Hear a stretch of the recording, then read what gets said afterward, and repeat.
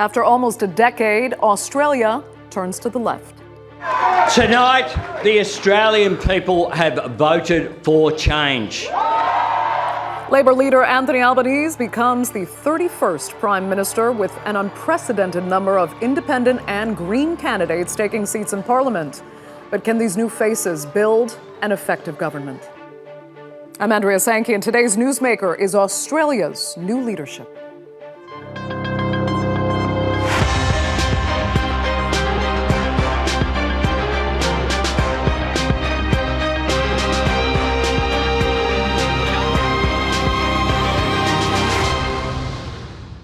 For almost a decade, Australia has been led by a conservative coalition. But on Saturday, millions decided it was time for change. Scott Morrison's tenure is now over, and the era of Anthony Albanese is underway. The Labor Party leader is no stranger to politics. He's been a member of Parliament for 25 years. But now he's in the top job. After securing victory, the 59-year-old former student activist promised to bring change. Something that's a big moment in my life, but what I want it to be is a big moment for the country. I do want to change the country. I want to change the way that politics operates in this country. But change may be hard to come by. Australia will have a left-leaning government for the first time in years, but it's important to note that most of the country did not vote for Anthony Albanese. Just take a look at the results so far. As of Tuesday, 145 seats have been called, 6 remain in doubt. Anthony Albanese's centre-left Labour Party has so far won almost 33% of the vote and picked up 74 seats in Parliament, too short of the number needed for an overall majority. Despite having the largest share of the vote with 36%, the Liberal National Coalition, which was led by the now former Prime Minister Scott Morrison, won 56 seats. In 2019, they won 77. The Green Party hailed their best ever result after winning 12% of the vote and walking away with 3 seats, and 10 independent candidates also managed to enter Parliament. Well, despite 2/3 of the country voting for someone else, Anthony Albanese is still Australia's new Prime Minister. Now, his rise to the top has been remarkable, but whether he can deliver on his promises remains to be seen. In a moment, we will explore some of the challenges he's likely to face. But first, let's take a closer look at the man Australians call Albo. Anthony Albanese was the first person in his family to finish high school and university. His interest in politics started in his youth. At age 12, he helped organize a rent strike to stop his mother's public housing being sold off to developers. 10 years later, he joined the Labour Party and was elected president of its youth wing. Throughout his political career, Albanese has supported progressive causes that have resonated with the working class. The former activist has backed a higher minimum wage and a staunch supporter of Australia's free healthcare system. In 1996, Albanese was first elected to Parliament. 11 years later, he took on his first cabinet role, becoming the Minister of Transport and Infrastructure. Then, 20 years after joining the party, I'm honoured and very proud to be elected the 21st leader of the Australian Labor Party. And 3 years later, he successfully steered them into power. Tackling the climate crisis will be one of Anthony Albanese's biggest challenges. From bushfires and droughts to dust storms and floods, Australia has seen years of extreme weather. But while the global push has been to dramatically reduce carbon emissions, Canberra has appeared reluctant. It's one of the world's biggest suppliers of fossil fuels, and Scott Morrison's government wasn't keen on cutting back. Albanese has promised to change that. And then there's been foreign policy. Barely 24 hours into his term, the new Prime Minister was making his way to Tokyo for talks with the Quad, an alliance made up of the US, Japan, India, and of course Australia. Here's what Albanese had to say. And as we gather today, I acknowledge all that the Quad has achieved. Standing together for a free, open and resilient Indo-Pacific region, and working together to tackle the biggest challenges of our time, including climate change and the security of our region. My government is committed to working with your countries, and we are committed to the Quad. The new Australian government's priorities align with the Quad agenda, taking action on climate change and building a stronger and more resilient Indo-Pacific region. So, with plenty on its plate, can Australia's new leadership bring fundamental change to the country? Let's get to our panel. And joining us all from Canberra, our former Australian diplomat, Tony Kevin. Ebony Bennett is also with us. She is Deputy Director of the Australia Institute. And Dennis Shanahan is a political commentator and the national editor of the Australian newspaper. Thanks all so much for being with us.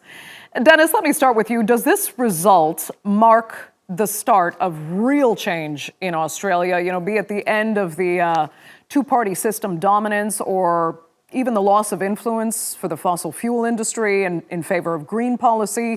Or could this just be an anomaly? No, I think there is fundamental change. Clearly, the major parties have suffered a big loss in support. This is the first time that a major party has been able to form government with a majority in the House of Representatives with barely 30% of the primary vote. Now, Australia has a preferential system and the Labor government is perfectly legitimate and entitled and has a majority in its own right. But what we have seen is a record number of independents and minor parties in the House of Representatives representing many of them defeated Liberal and coalition MPs on the basis of climate change. Now, the real issue here is that the Labor Party has a majority in its own right. It can't afford to go too far on climate change. It's gone further than the Conservative Party, but it won't go as far as the Independents and the Australian Greens want it to. That will be the big challenge on climate change for the Labor Party, apart from a whole series of security and economics issues that we've already seen appear for the new Prime Minister, Anthony Albanese, who had to fly to Tokyo within hours of being sworn in as Prime Minister. Exactly. Interesting that you say you don't think Labor can afford to go too far on climate change. But still, Ebony, let me ask you, as far as this election is concerned, was it climate change that actually changed the game? Absolutely. I don't think there's any question of that. The big story out of the night was, as Dennis said, the real collapse in not just the major party vote, but the coalition's vote in particular. That government was seen to really have a decade of inaction on climate change, accelerating fossil fuel subsidies, a lot of public support for new gas and coal projects, delaying coal closures for an ageing and unreliable coal-fired power station fleet. These are issues that voters have wanted action on for quite some time and couldn't get it. So we've seen that really come through, not just with the rise of independents in a lot of safe Liberal seats in the inner cities, but also with the rise of the Greens. Dennis is right about the fact that Labor, looking likely it will govern in its own right, in majority, but there is going to be a lot of pressure in this parliament, despite that, with a huge crossbench elected on the back of climate action and an expanded Greens crossbench as well. And the Greens are also going to hold the majority in the Senate, which is really in control of the agenda going forward. It can block legislation or amend it, and there's going to be 12 Greens in that Senate. And a climate majority, essentially, with Labor plus the Greens plus an independent senator in Canberra, looking likely to give Labor the ability to manoeuvre on climate and perhaps be more ambitious than it was initially anticipating. So, yeah, I've heard this over and over that voters really wanted action taken on climate change. But Tony, Kevin, let me turn to you. How do you explain Australians' actual relationship with climate change when those before, like Kevin Rudd or Julia Gillard, were actually punished, by their parties and at the polls for trying to take action early enough to make a difference?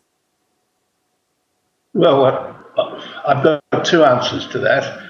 Firstly, because of Australia's rather peculiar preferential voting system, our elections are really decided in about 20 electorates, because most of our electorates are either rusted on coalition or rusted on Labor. So it's always been those 20 electorates where things are decided. I think this has been more than just climate change. Neither of my fellow panellists have mentioned this, but I'm sure they're well aware that the two issues are firstly integrity in governance and secondly respect for women have been huge in this election. We wouldn't have had the Teals, who are the breakaway independents from within the Liberal Party, if it hadn't been for the massive disrespect for women over the last few years, and also the massive corruption, which has really distressed the kind of people who are the heartland of the Liberal Party, middle class, well-off electorates in Sydney and Melbourne and Brisbane, particularly Sydney and Melbourne. These are the people who've moved across to the Teals and actually won 6 seats. So they're a very large part of the crossbench now in the representatives, actually more than the Greens. There are more Teals than Greens in the crossbench. And they're really the new factor. And to me, they're a wonderful breath of fresh air. They're remarkable people. They're mostly women. There's one man, 5 women. And they come to politics with a very clear idea of what they want and what they don't want. And they have really made a huge difference. You know, Ebony, quickly, I mean, you didn't mention it, but I imagine you agree with it, that the issue, women's issues, did play a fundamental role as well in this election. For sure. That's absolutely correct about the style of candidates that we saw running for election, largely professional women. But it really comes off the back of a poor record of the outgoing government under Scott Morrison. During the pandemic, we saw that women were really the first to lose their jobs. Women took on a lot of the unpaid caring roles during the pandemic. Things like the wage subsidy that was extended to all workers. Childcare workers were the first cut off from that wage subsidy scheme, and even things like in the federal budgets that we've seen, assistance was really targeted at male-dominated industries, for example, rather than the frontline workers and women that we knew were bearing the brunt of those impacts. And then, of course, we had a series of revelations about misbehaviour in the parliament, sexual harassment of women, and even one allegation of rape within a minister's office. So very serious allegations that the Prime Minister was seen not to take seriously and to respond to poorly or with a tin ear. So I think it's absolutely a culmination of all those issues, but women in particular have been a decisive factor. And Dennis, just quickly, I saw you could agree. You had a comment to make as well. You can go ahead. Yes, look, I'd have to fundamentally agree with, disagree with the points that have been made in relation to the governing factor in the election. Anthony Albanese made the point that the biggest factor in the election was the cost of living. And the biggest vote for all of the parties in the Australian election, the National Party, which represents regional and rural areas, did not lose a seat. The Nationals held all of their seats, including areas where there were national critics of the agreed coalition policy on net zero by 2050.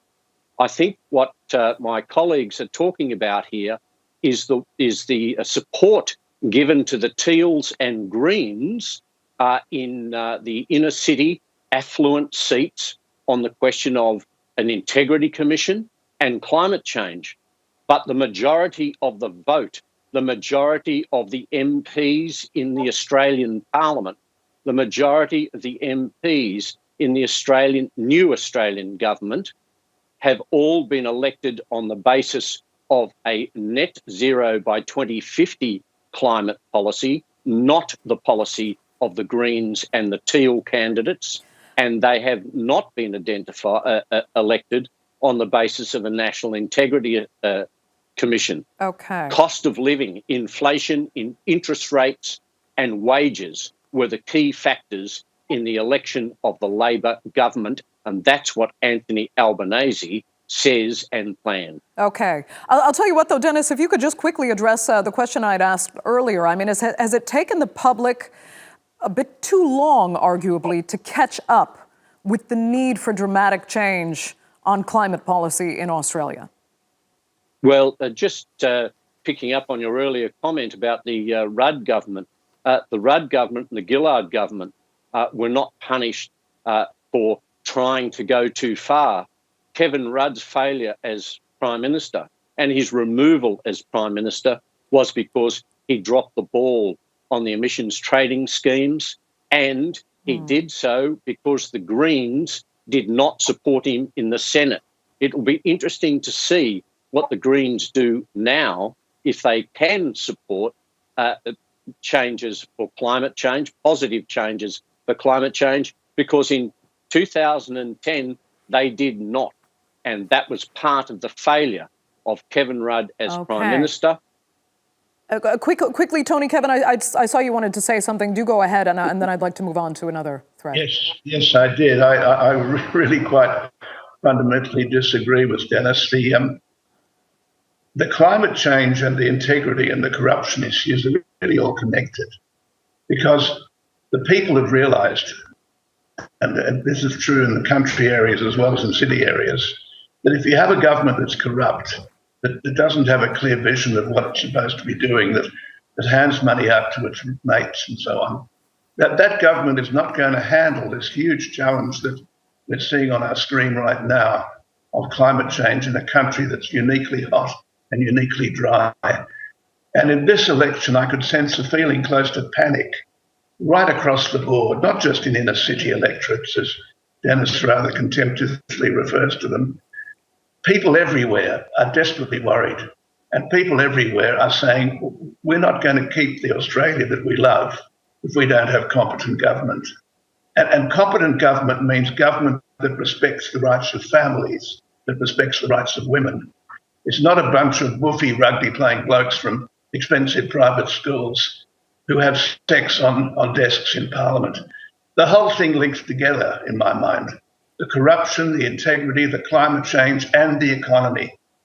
And Labor has a vision, but unfortunately, it has itself been damaged by 8 years of Liberal government, because, especially in the media, that has created a sort of a false narrative, which is going to take Labor a lot of work to wean itself off.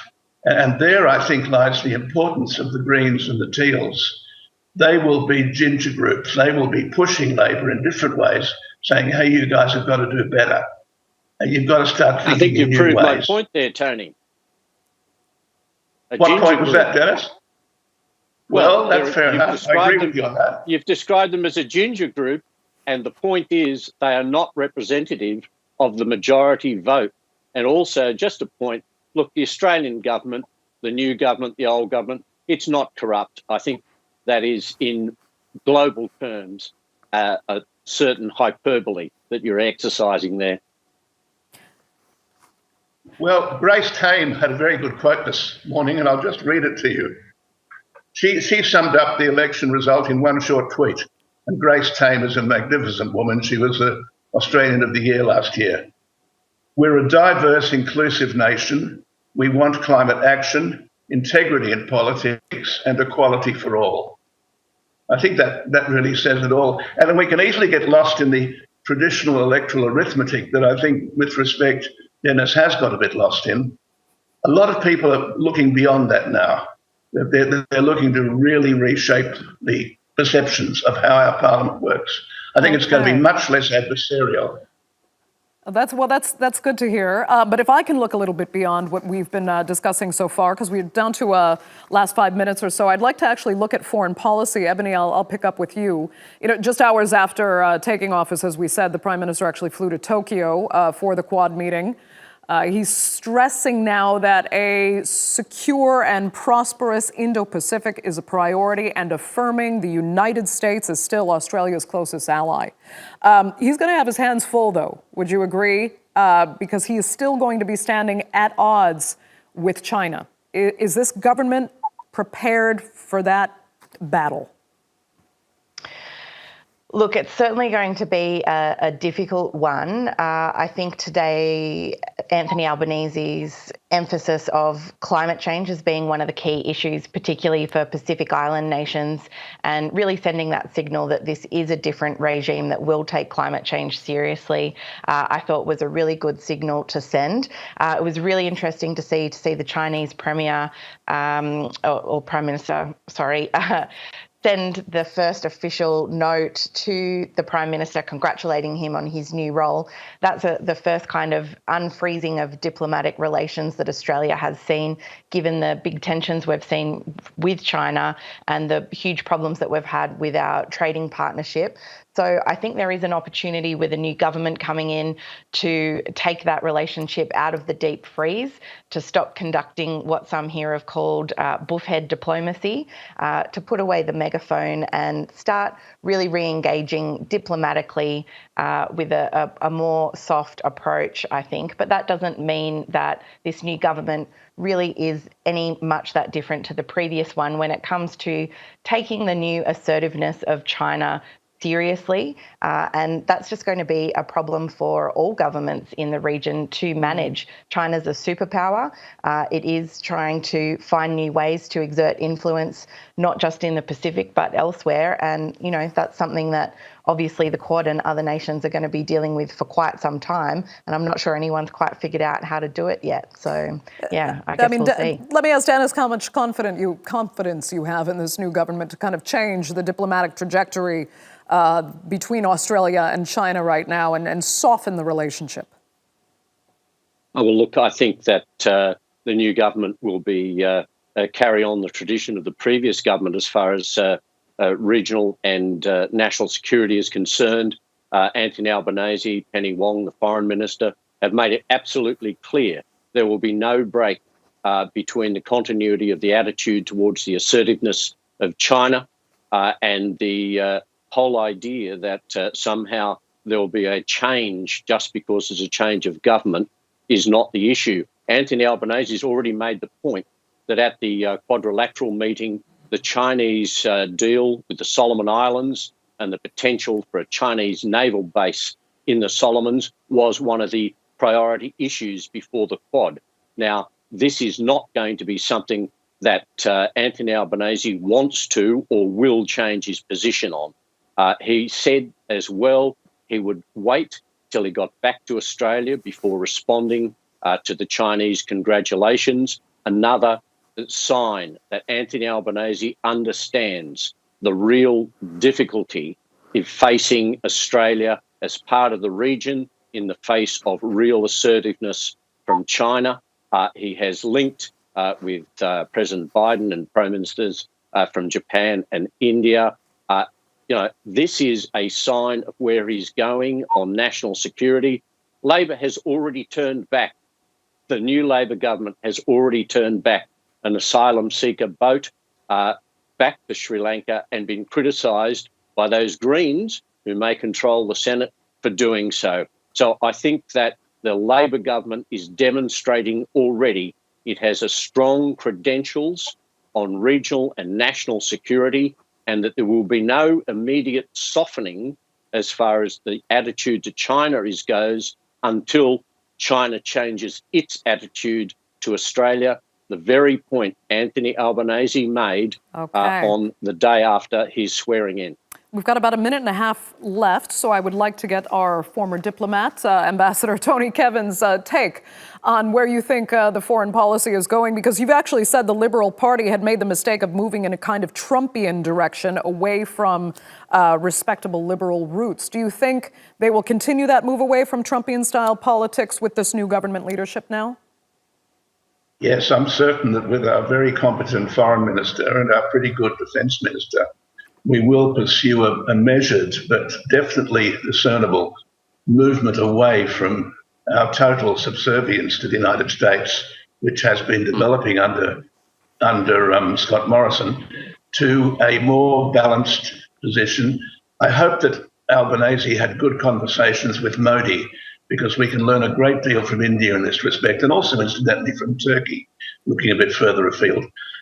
We have got to learn how to balance our relationships. I speak as an experienced former diplomat, 30 years, an ambassador twice, and we have got to learn how to pursue a more subtle, more respectful diplomacy with a wide range of countries, including China. We've got to get away from these old stereotypes. And unfortunately, our political narrative in Australia tends to become captured by the mainstream media who reinforce those stereotypes. And so it's hard for people like myself who are trying to encourage a break away from those stereotypes. But I'm very hopeful that over the longer term, Labor will make the changes that need to be made. Tony, Kevin, you will have the final word. I'd like to thank all three of my panelists, Ebony Bennett and Dennis Shanahan as well, so much for being with us on this edition of The Newsmakers. Greatly appreciated. And our viewers, of course, for tuning in. Remember to subscribe to our YouTube channel. I'm Andrea Sankey. We'll see you next time.